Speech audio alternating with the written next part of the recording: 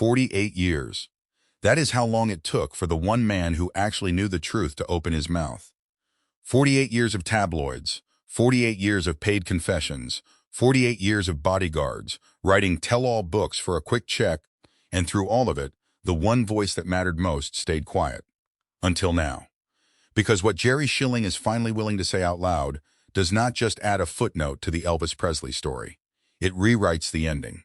And if you have spent your whole life believing that Elvis simply ate himself to death on peanut butter and bananas until his heart gave out on a bathroom floor, I need you to sit with that discomfort for a second. Because that story, the one that has been repeated so many times it feels like fact, was never the whole truth. It was a story someone needed you to believe. Let's start with the official version, the one stamped, signed, and handed to the press on August 16, 1977. Shelby County Medical Examiner Dr. Jerry Francisco walked into a room full of reporters who had been waiting for hours, cameras rolling, pens ready, and he told them exactly what the world wanted and needed to hear in that moment. Cardiac arrhythmia, a weak heart, a tragic but natural event. He went further than that too. He stood in front of the cameras and said, in effect, that drugs played no role whatsoever. Case closed. No further questions. And for a grieving nation that had just lost the king of rock and roll, that answer was almost merciful. It let people mourn a man instead of investigating a mystery. It let his fans believe he simply wore out, the way legends are supposed to, rather than confronting something far messier and far more uncomfortable. But here is the problem, and it is a problem that has been sitting in sealed folders and forensic archives for nearly 5 decades, waiting for someone with the credibility, the access, and the courage to finally drag it into the light. Because behind that calm press conference, behind that tidy explanation, a completely different story was unfolding in laboratories and in a physician's prescription pad. When investigators eventually got their hands on the medical records of Elvis's personal doctor, George Nicopolis, known to almost everyone simply as Dr. Nick, what they found was not the record of a man managing a patient's health. It read more like the record of a man running a pharmacy out of a mansion.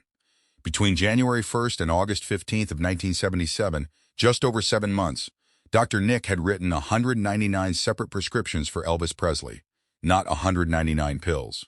199 separate prescriptions, adding up to a jaw-dropping 10,388 individual doses of sedatives, amphetamines, and narcotics. Sit with that number for a second. 10,388 doses. In roughly 228 days. That averages out to over 45 doses a day, every single day, for the better part of a year. No addict on the street could get access to that kind of volume. This was not a man spiraling out of control in secret. This was a controlled, prescribed, medically sanctioned collapse, happening in plain sight with a licensed doctor's signature on every single page. And then there is the toxicology. When investigators later tested preserved tissue samples, they did not find 1 or 2 substances lingering in his system. They found 14 distinct drugs circulating through Elvis Presley's body at the time of his death. Individually, prosecutors and pathologists would later argue, none of those 14 substances reached a level that on its own would be considered lethal. But that argument, the one that says no single drug killed him, conveniently ignores the obvious question.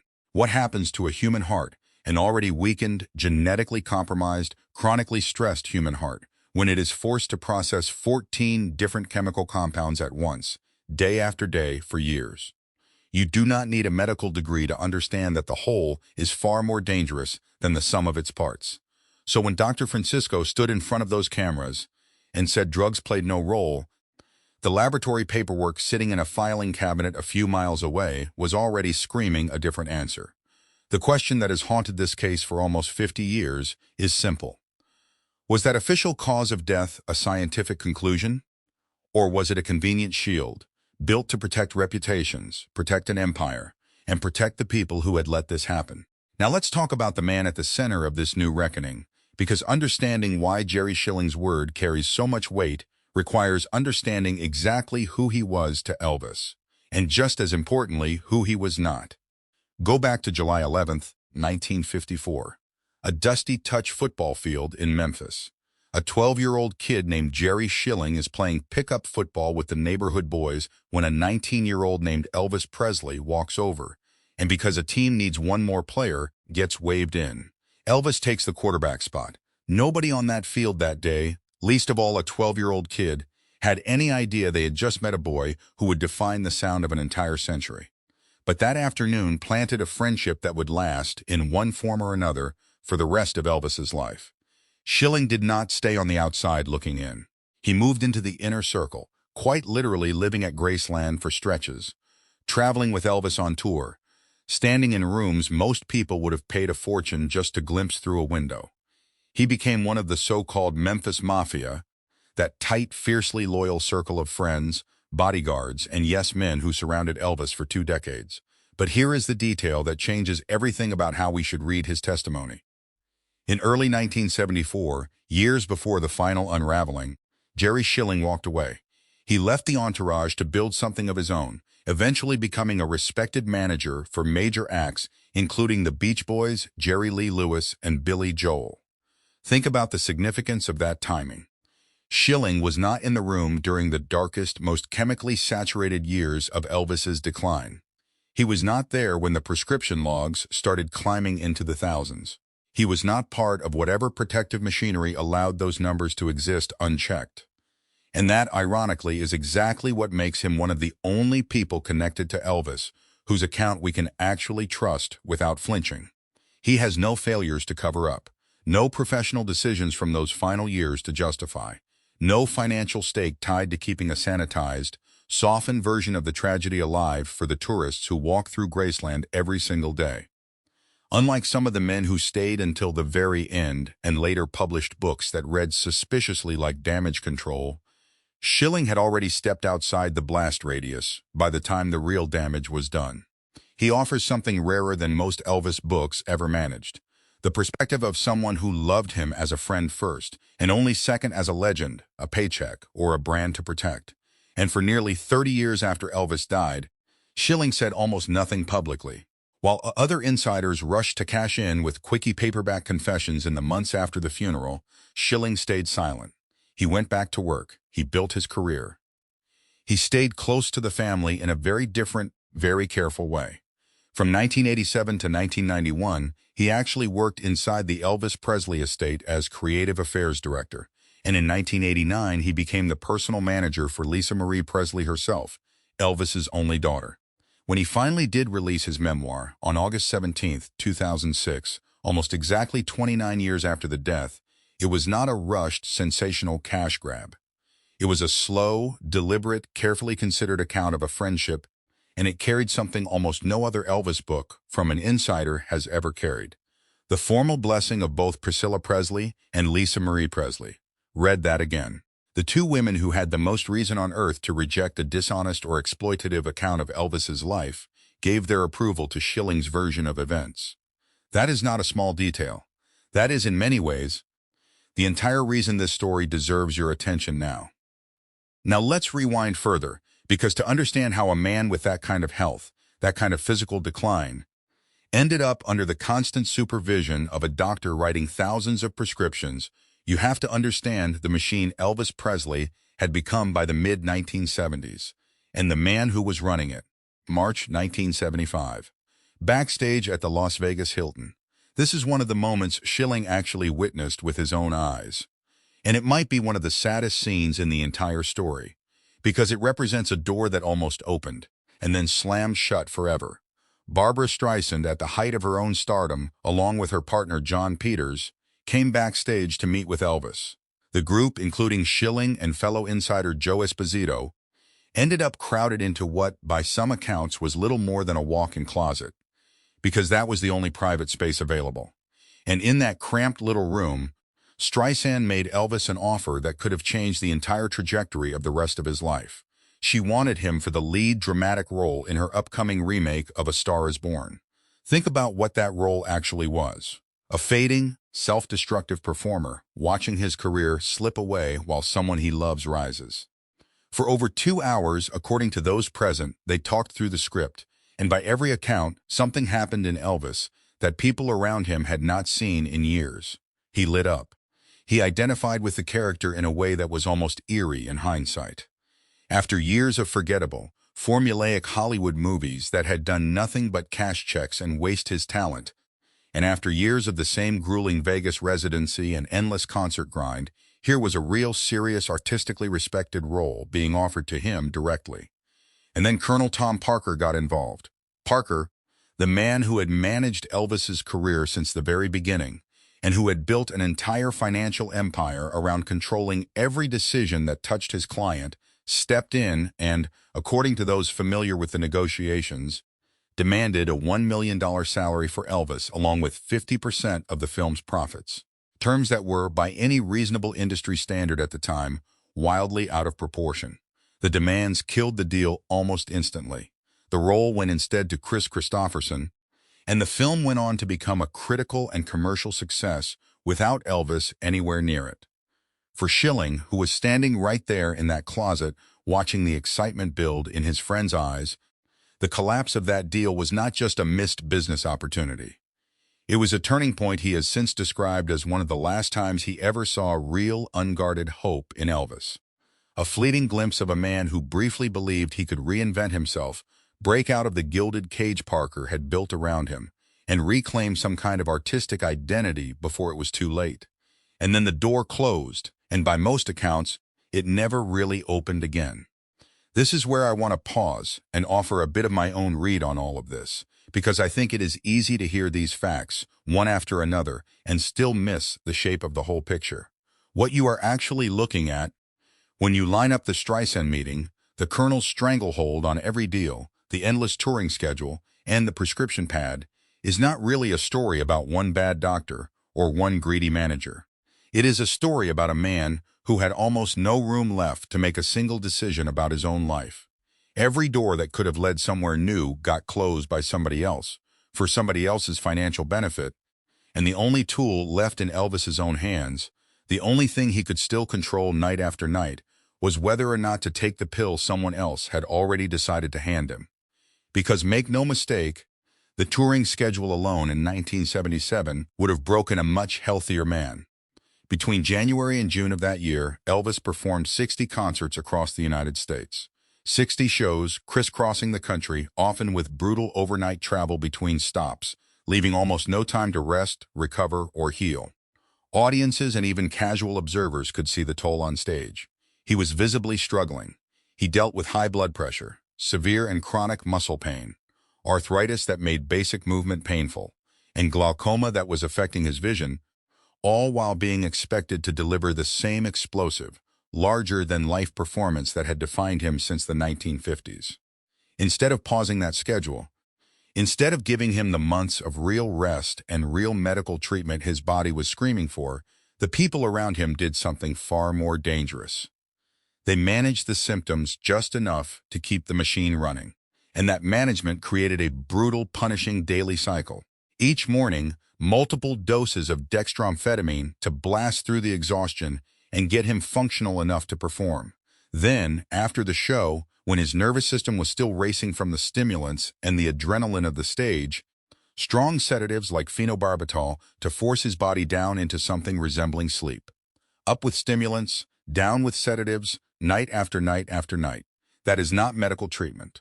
That is closer to running a machine on a forced cycle it was never built to sustain, ignoring every warning light on the dashboard because the show still had to go on. But here is where the story gets even more layered, and honestly, even more tragic, because the drugs and the grueling schedule were only accelerating a decline that had roots reaching back years earlier, into damage almost nobody outside his closest circle even knew about. In 1967, Elvis suffered a severe head injury that knocked him unconscious. At the time, it may have seemed like a frightening but ultimately survivable accident. In hindsight, medical reviewers examining his case have suggested that this trauma may have triggered post-concussion syndrome and that this in turn may have sparked a long-term autoimmune disorder that quietly worked against his body for the rest of his life. By the time he died in 1977, a decade later, chronic disease and organ dysfunction had reportedly compromised 9 of his body's 11 major organ systems. 9 out of 11. That is not the profile of a healthy 42-year-old man who simply overindulged. That is the profile of someone whose internal systems had been failing, silently and progressively, for years, largely hidden behind the sequined jumpsuits and the sold-out arenas. And there was a genetic thread running through all of it that made everything more dangerous than it might otherwise have been. His mother, Gladys Presley, died at just 46 years old from a stroke brought on by severe cardiovascular disease. Mother and son shared a heritable predisposition toward high blood pressure and an enlarged heart. In other words, Elvis was not just a man being worn down by an unsustainable career and an overprescribing doctor. He was, from the moment he was born, carrying a hereditary vulnerability that made every single one of those external pressures, the touring, the stress, the amphetamines, the sedatives, exponentially more dangerous than they would have been for almost anyone else standing on that stage. He was medically fragile in a way the public simply never knew. Walking a tightrope his own body had been quietly narrowing for decades, while the industry around him kept demanding he walk faster. So when forensic pathologist Dr.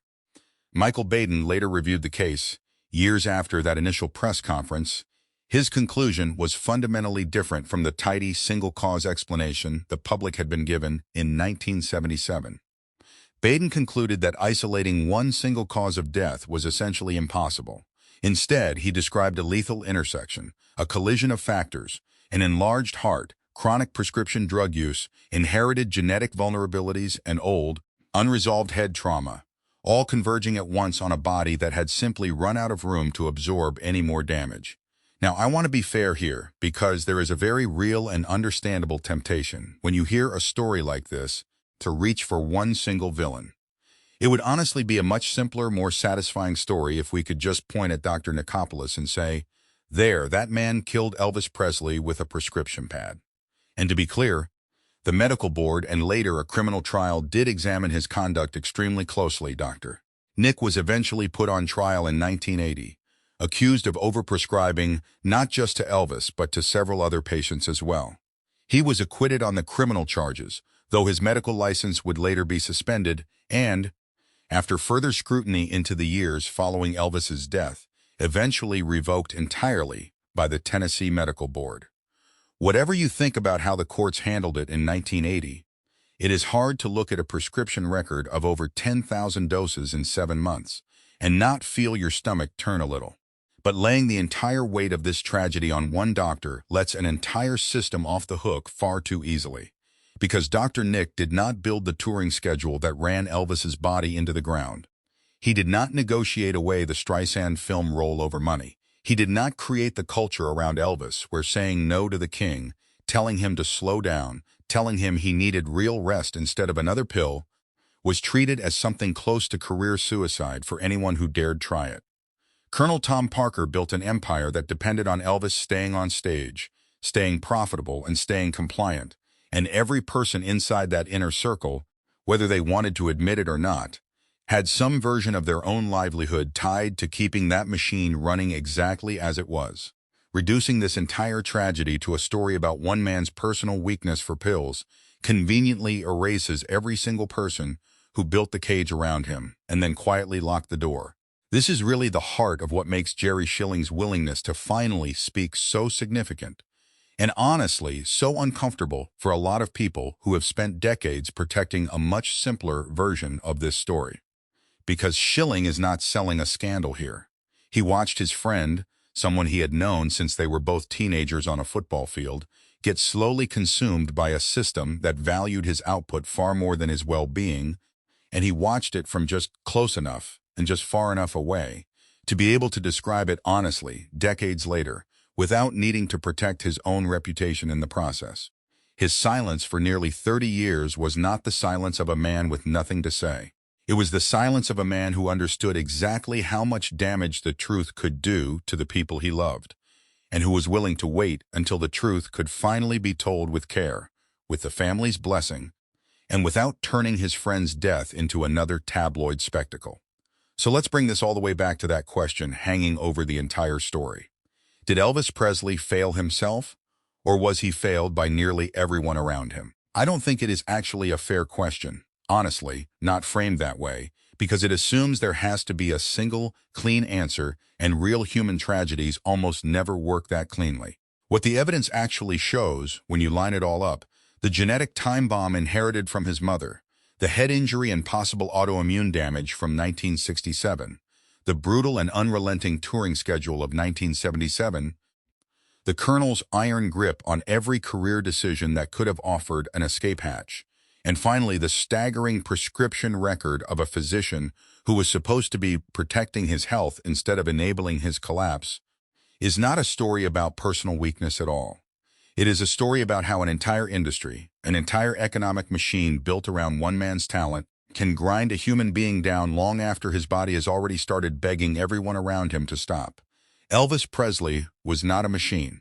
He was a scared, brilliant, physically fragile 42-year-old man who happened to be the most famous entertainer on the planet, surrounded by people who, whether out of genuine love, financial dependence, professional cowardice, or some tangled combination of all three, could not or would not tell him the one thing he actually needed to hear. Stop, rest, get real help. Instead, they gave him amphetamines to get up, and sedatives to come down, and somehow for almost a decade, they called that a treatment plan. Jerry Schilling watched all of this from the unique vantage point of someone who loved Elvis as a person long before the world ever loved him as a legend, and who had already stepped far enough away from the machinery to see it clearly for what it was. His decades of silence were not an absence of truth. They were the patience of someone waiting for the right moment, and the right permission to finally tell it. 48 years after that August morning at Graceland, the friend who never sold his story has finally spoken, and what he describes is not the tale of a man who simply gave in to temptation. It is the story of a system that built the cage, handed him the key made of pills, and then, when he finally collapsed under the weight of all of it, quietly told the world it was nobody's fault but his own.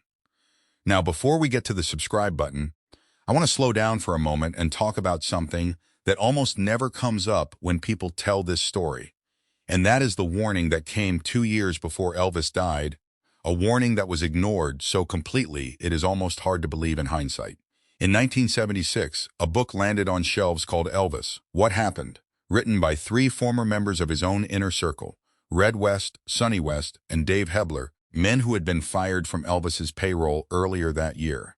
At the time, the book was dismissed almost universally as a betrayal, a cash grab by disgruntled former employees looking to profit off their old friend's fame. Elvis himself was reportedly devastated by it, feeling stabbed in the back by men who had once been like brothers to him. Priscilla Presley has spoken about how deeply that book wounded him in his final months. But here is the detail that almost nobody remembers now, buried underneath all the outrage over its publication. That book, as tabloid and sensational as its packaging looked on a drugstore shelf, contained one of the earliest public warnings about exactly the prescription drug pattern that would kill him roughly a year later. Red West and the others were writing, in plain language, about a man surrounded by yes-men who were too afraid or too financially dependent to ever say the word no.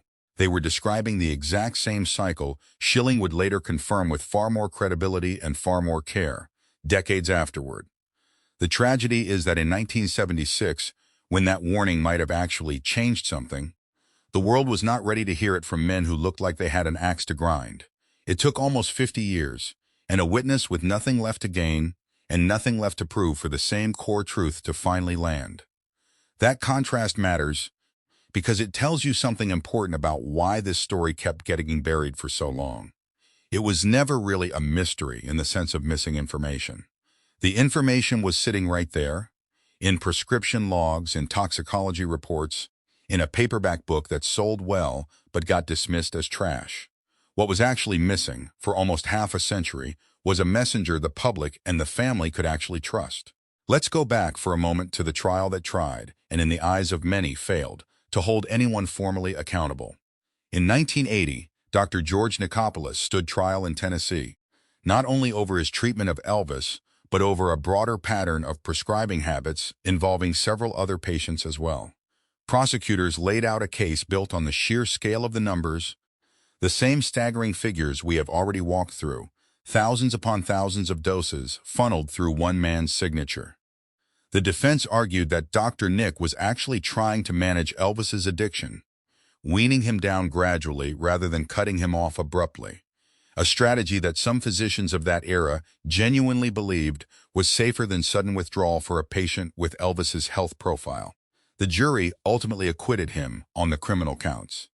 To a public that had already convicted him in the court of public opinion, that verdict felt, to many, like a quiet institutional shrug, an old boys network protecting one of its own. It would take years of continued scrutiny, additional investigations into his prescribing patterns with other patients, before the Tennessee Medical Board finally revoked his license entirely. A slower, quieter form of accountability that arrived long after the headlines had already moved on to something else. I bring this up because I think it says something uncomfortable about how these stories get processed in real time versus how they get understood decades later with the benefit of distance. In 1977, and even in 1980, there was enormous institutional pressure, financial pressure, and honestly just human pressure to keep this story simple.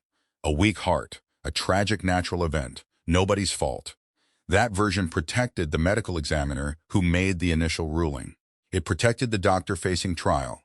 It protected an estate, and eventually a tourism industry built around Graceland that had every incentive to keep the king's image as clean and untarnished as possible for the millions of fans who would visit every single year. A story about systemic failure, about an entire industry that ground a fragile, brilliant man into the ground for profit was simply too messy, too implicating, and too commercially inconvenient for almost everyone with a stake in how Elvis Presley would be remembered. Which brings us back one more time to why Jerry Schilling's voice matters so much right now, in a way it simply could not have mattered in 1977, or even in 1980. Because Schilling is not an outsider looking to cash in, and he is not an insider still protecting a reputation. He occupies a very rare middle space, close enough to have seen the man behind the legend with total clarity, distant enough during the final unraveling to have no personal failures of his own to explain away, and patient enough to wait until the people who mattered most, Priscilla and Lisa Marie, were ready to stand behind his version of events. When his memoir finally arrived in 2006, it did not read like a takedown, and it did not read like hero worship either. It read like something far rarer in the world of celebrity biography. An honest account from someone who genuinely loved his friend, and who was finally willing to describe, without flinching, exactly how that friend was lost. There is one more piece of this puzzle worth sitting with, and it has less to do with pharmacology and more to do with basic human psychology. Fame at the scale Elvis Presley experienced, it is genuinely almost impossible for most of us to imagine. By the mid-1970s, he could not walk through a hotel lobby, could not sit in a restaurant, could not take a quiet drive through his own city without triggering a small riot of fans desperate for a piece of him. Graceland itself, as beautiful as it was, functioned in some ways like a gilded fortress, a place he retreated to because the outside world had become genuinely unsafe for him to move through freely. Isolation like that does something to a person over time. It narrows your world down to the small circle of people who are allowed inside the walls, and it hands enormous, almost unchecked power to whoever controls access to you. In Elvis's case, that access was controlled by a manager who profited from every show he performed, and a physician who controlled every substance that entered his body. When your entire adult life is filtered through people who have a financial or professional incentive to keep you compliant rather than genuinely well, the line between care and control gets blurry fast. And by all accounts, in those final years, it had blurred almost completely. I think that is really the sharpest, saddest edge of this entire story, and it is the piece that Schilling's account brings into focus better than almost anything that came before it. This was never really a story about one man's inability to say no to temptation. It was a story about a man who, by the end, had almost nobody left in his daily life, whose job it was to say no on his behalf, to protect him rather than manage him, to prioritize his survival over his schedule. The people who loved him most, people like Schilling, had largely already stepped outside that circle by the time it mattered most.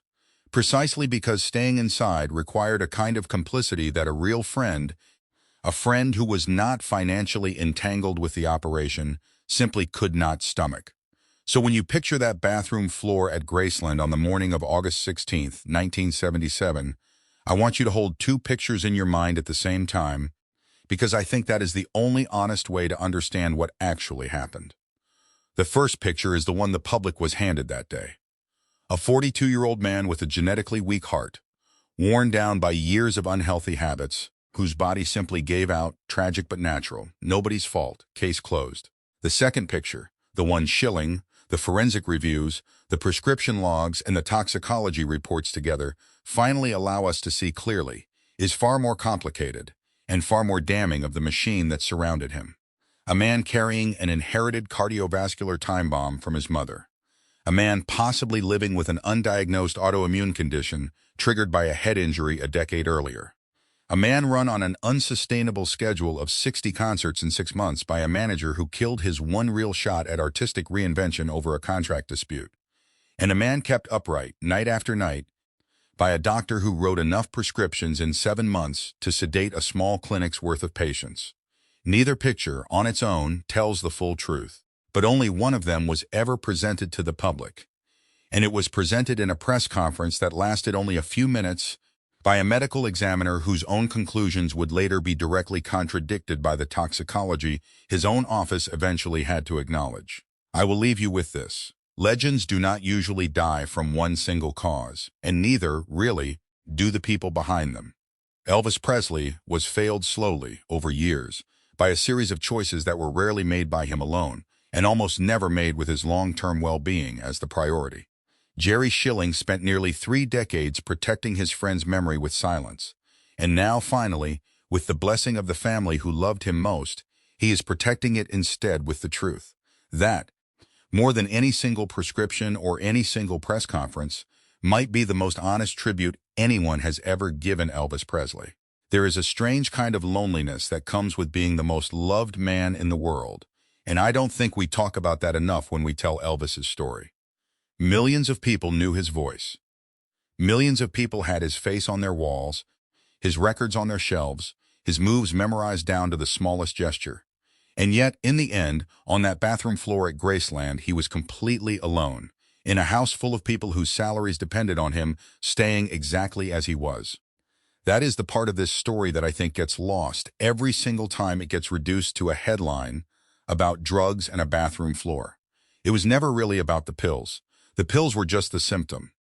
The disease was a system that had quietly convinced everyone around him, and maybe eventually convinced Elvis himself, that the show was more important than the man performing it.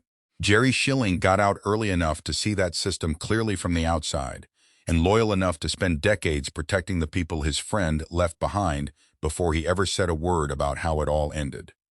That combination, clarity and restraint, is exactly why what he is finally willing to say now carries so much more weight than another tell-all book from another insider looking to cash in. He is not trying to shock you. He is trying, after almost 50 years, to make sure the man he grew up with on a Memphis football field is remembered honestly, not just as a cautionary tale, and not just as a saint, but as a talented, generous, deeply human person who was let down by nearly everyone whose job it was to protect him. So the next time you hear someone repeat the old simple version of this story, the one about a king who just could not stop eating fried peanut butter sandwiches and popping pills until his heart finally quit, I hope you remember the other version too. The one with the 10,000 doses in 7 months. The one with the 14 drugs in his system. The one with the Streisand film role killed by a manager's greed. The one with the inherited heart condition from a mother who died at 46. The one with 60 shows in 6 months and a body screaming for rest that nobody around him was willing or able to give it. That version is harder to tell in a single sentence, and it does not fit neatly on a plaque outside a museum exhibit. But it is closer to the truth, and it took a friend who loved him enough to wait almost 50 years to be able to tell it right. If this kind of deep dive into the real complicated history behind the icons we think we already know is your kind of story, make sure you are subscribed here on American Stars. We are building this channel around exactly this, pulling apart the official version of the story and showing you what was actually happening underneath it. There are more of these coming, so stick around, and I will see you in the next one.